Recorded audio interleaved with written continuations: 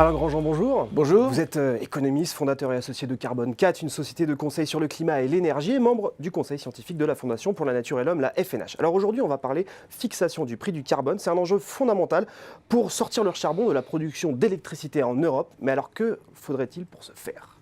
Alors, il y a aujourd'hui un mécanisme européen de quotas de CO2 qui couvre l'ensemble de l'industrie et de l'électricité, qui est assez peu efficace. Il délivre un prix de type 5 à 10 euros la tonne de CO2. Il y a par ailleurs des taxes carbone, mais qui s'adressent à d'autres choses précisément que l'électricité et l'industrie lourde. C'est l'essence et puis les combustibles qu'on utilise pour se chauffer. Pour ce qui concerne l'électricité, le problème principal pour réduire l'empreinte carbone de l'Europe, c'est d'éliminer le charbon de la production électrique. Pour ce faire, il suffirait que le prix du carbone spécifique à l'électricité, donc qui se rajouterait au prix du quota, arrive à un niveau de 20 à 30 euros la tonne de CO2, je dis bien, sur l'électricité. À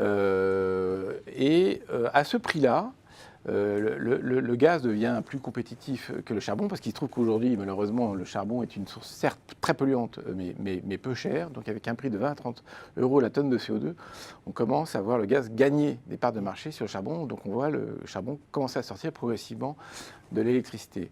Pour y arriver, il est très difficile aujourd'hui d'imaginer une réforme majeure du système des quotas européens de CO2, qui est une réforme très difficile à faire, qui est d'ailleurs entamée pour la période 2020-2030. Donc c'est fait. Les experts sont tous convaincus que le prix qui va sortir de cette réforme sera insuffisant pour faire ce que je viens de dire. Donc il faut rajouter à ce dispositif un mécanisme qui a déjà été mis en place, qui a été mis en place en Angleterre. Ils ont fait cette surtaxe spécifique à l'électricité.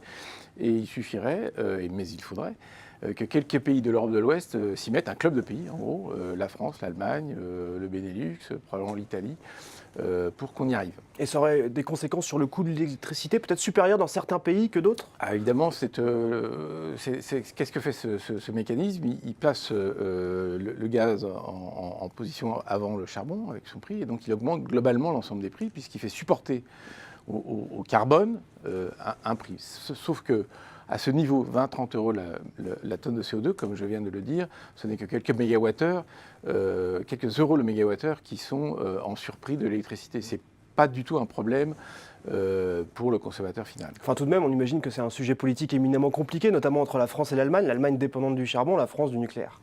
Alors c'est deux fois compliqué. La première, c'est que évidemment nos voisins allemands se disent que ce mécanisme pénalise plus l'électricité allemande que l'électricité française, donc améliore un peu la compétitivité française contre l'allemande. Moi je dirais, bah oui, mais ce serait peut-être pas mal qu'il y ait un rééquilibrage des compétitivités relatives en Europe. Je ne pense pas que l'Europe a beaucoup à gagner d'une surdomination économique de l'Allemagne. Et puis le deuxième point, évidemment, c'est que nos voisins ont plus de centrales au charbon que nous, et donc auraient plus de difficultés sociales à traiter avec un prix du carbone et donc un plan de sortie progressive du charbon. À cet argument-là, je réponds oui, mais nous avons tous, et l'Union européenne, a signé les accords de Paris, et il va bien falloir matérialiser ces engagements, et si l'Europe qui a une sorte de leadership juste après la Chine maintenant. Avant c'était juste avant, maintenant c'est juste après. Si elle veut garder une petite avance sur ce plan-là, il faut qu'elle y aille, il faut qu'elle se retrouve ses manches. Et est-ce que dans les négociations, il y a le sujet du nucléaire qui intervient ? Alors, ce que l'on comprend, moi je ne suis pas tous les jours en Allemagne, mais ce que je comprends du rapport de force, c'est que les Allemands sont sortis du nucléaire et considèrent que le nucléaire est très dangereux. C'est un point de vue qui se respecte tout à fait. Je ne vais pas faire le débat sur le nucléaire en 2 secondes. Et donc, le deal qui est très concevable, c'est un peu moins de nucléaire, ce qui est précisément la trajectoire que la France a adoptée dans la loi de 2015. Donc, il n'y a pas besoin de la loi de transition énergétique en 2015. Donc, on s'est engagé à réduire la part du nucléaire. Et les Allemands, en contrepartie, réduiraient leur part du charbon. Un grand merci à Alain Grandjean pour cet éclairage sur le prix du carbone. Merci beaucoup.